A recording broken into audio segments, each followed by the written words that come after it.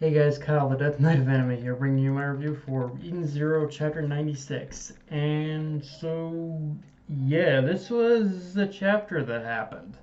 Okay, so first major thing to talk about is that we learned that Weiss's mother was the one who was killed, who was indirectly killed because of Dragon Joe's like little thing of gathering life force from people, and I kind of had a feeling it was her, but I think it's just the way it's presented, uh, but just but I think a lot of it has to do with just the way it's presented. But for me, it's one of those weird times where I wanted I wanted the person I wanted the person in question to be someone else outside of a familial connection when it pretty much came to when it came to when it came to Weiss, because he when it came to the person Weiss was close to. And I'm not necessarily saying it doesn't work that his mother was the one to be killed by Joe, as Mashima definitely plays up how horrific and traumatic the experience was for Weiss, but it does feel like the most obvious route to go in a series where Mashima's kind of been subverting a couple of the standard tropes when it comes to shonen. And I think in this case, I think my expectations was that the person that got killed was basically someone from Schweiss's like basically days in Sabir's gang. That's I think that's I think that's kind of the expectation I had, is that the person is that my expectation, my hope is that the person what Weiss was angry about was like was like a friend or a comrade who ended up dying, because of what he was doing. But again, I guess since it happened on Norma, it would make sense that it would be his mom. Um, but like I said, I do admit with the reveal of the person who died being his mom, it still does work in terms of serving as a transitional point as to what eventually led Weiss to becoming a member of Sabir's gang, as well as quite an ironic twist that he would end up working under the very man who was responsible for the death of his mother. He just wasn't aware of it at the time. So yeah, it definitely is a very interesting personal revenge story for it definitely is a very interesting personal revenge story for Weiss in this case. Um, and now one thing we definitely need to talk about with the reveal of Weiss's mother being the one who died. The one thing to definitely talk about is the last words of Weiss's mom, where she mentions that mother is basically mother to all. That is basically mother to all that live in the cosmos. And there are so many ways we can interpret that, but for right now, I've come up with the two plausible theories on that one. The first theory I have and one that plays into her alias, Goddess of the Cosmos, is that she's basically the creator of all life forms in this world, which, given her rebirth ability, I don't think is all that much of a stretch. Like, if just the fact that she has that ability, it kind of does kind of serve the whole idea that, yeah, she's pretty much created she can create life in itself. So yeah, I think I think that's one theory I have. The other I have, which is I think it's a bit more of an established fact after this chapter, maybe even before that, but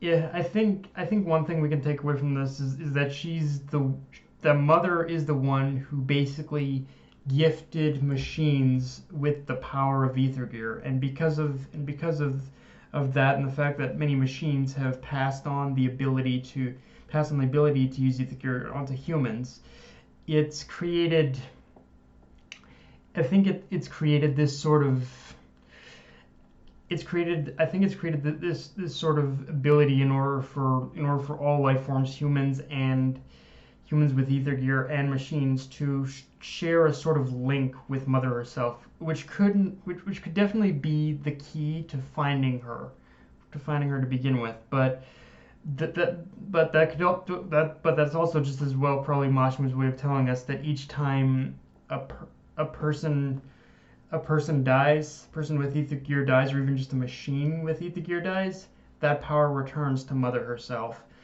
Um, and and honestly, the thing is, as I'm saying all this, I think I don't think it. I think overall, if we combine these pretty much two ideas together, it does create, I think, just a bigger picture behind picture of the lore behind who Mother herself is.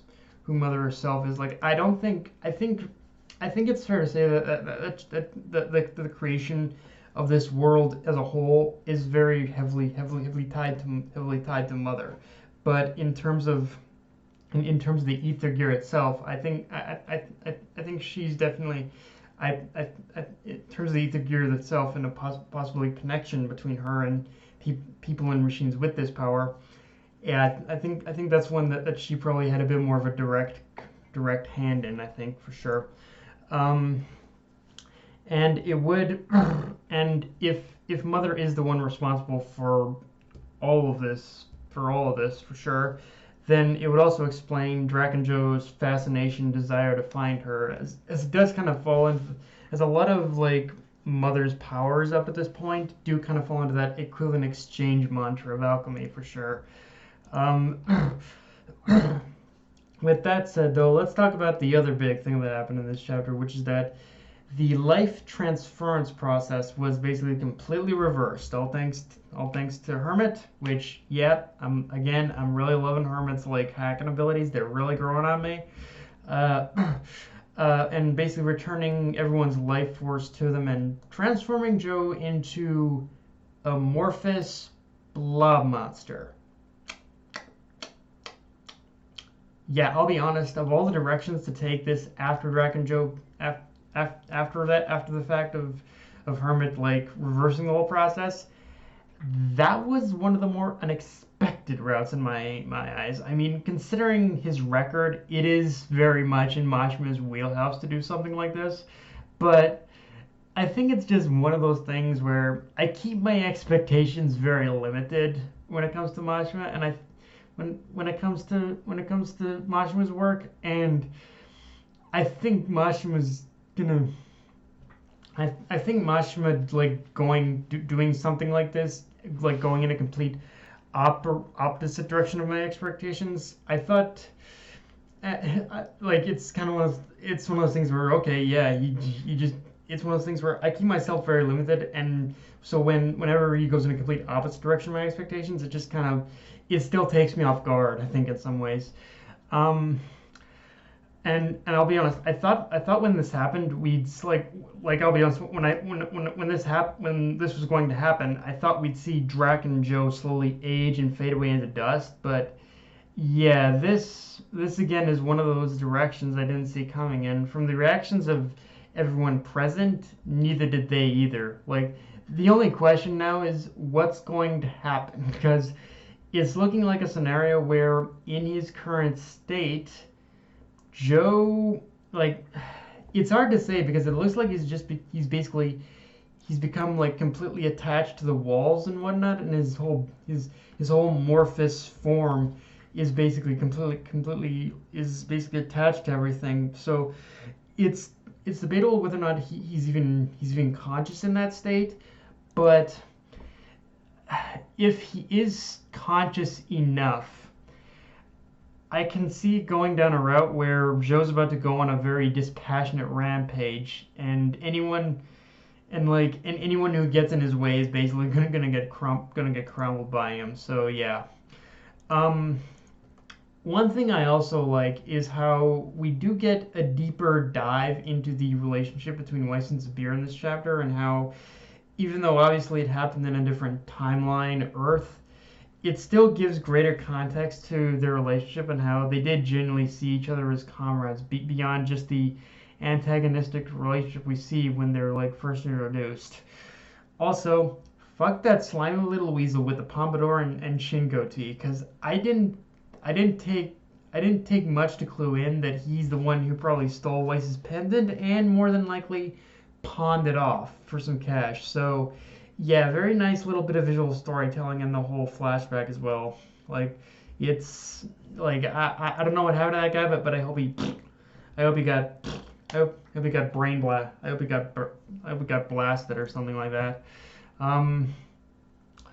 And one minor thing to talk about off from that though is that whole one minor thing to talk about off from that though is that once again Mashima kind of subverts or delays the whole idea of whether or not Weiss is going to lose his arm like his older counterpart. And as of right now, considering the whole theme of this current operation as well as the fact of what's happened to as well as Drakenjo's current state, I think I'm starting to believe that might not happen at all. That this is going to be a case where Weiss is going to be able to keep his arm. I mean, in his current state, I don't see how. In Drakenjo's current state, I just don't see how Weiss could even lose his arm. But I guess there is still a possibility of his arm getting caught in Joe's amorphous blob form or something. But yeah, I'm not sure anymore. I'm really not. I'm willing to let things play out. But just the fact that he kind of kept just teasing us. Mashima keeps teasing us with that. I'm just not sure what's gonna happen there. But yeah, guys, that's all I got for this review. Enjoy the video, like, comment, subscribe. I'm on Twitter, Facebook, and Mr. Crunchyroll. Dead Knight of Enemy, signing off. Later, guys.